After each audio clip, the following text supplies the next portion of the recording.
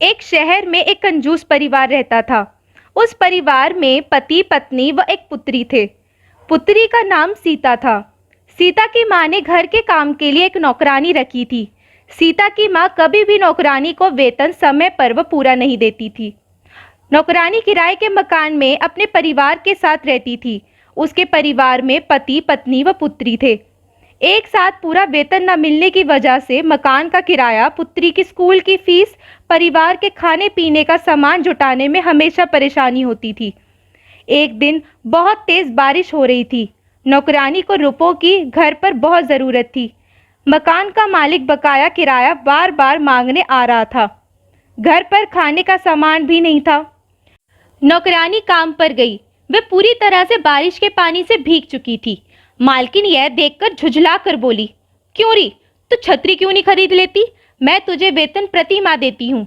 नौकरानी ने बताया, मेरा वेतन कम है, वह भी समय पर नहीं मिलता, जिससे परिवार चलाने में बहुत दिक्कत होती है। मैं अभी छतरी नहीं खरीद सकती। मुझे आज मकान का किराया देना है, खाने का सामान भी खरीदना है। मुझे आज अपना बकाया वेतन दे दीजिए। यह सुनकर मालकिन ने नौकरानी को धमकाया और वेतन नहीं दिया। बहुत बुरा भला कहा।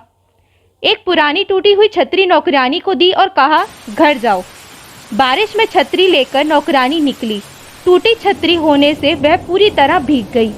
घर पहुंचकर देखा कि नौकरानी का पति व पुत्री बारिश में घर के बाहर बैठे हैं।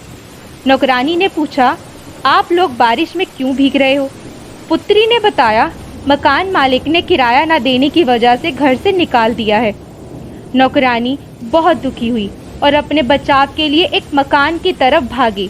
मकान के मालिक ने धमका कर भगा दिया। अब नौकरानी को बारिश से बचने का कोई विकल्प नहीं था।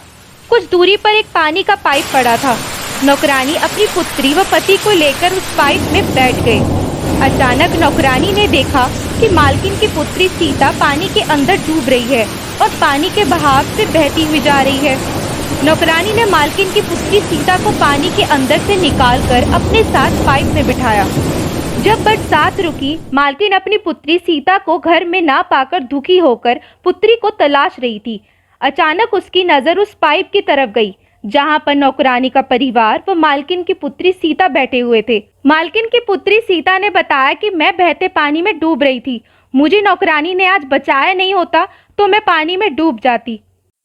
मालकिन यह सुनकर पश्चाताप कर रही थी। हमने नौकरानी के साथ कितना बुरा बर्ताव किया, फिर भी नौकरानी ने मेरी बेटी सीता को पानी में डूबने से बचाया।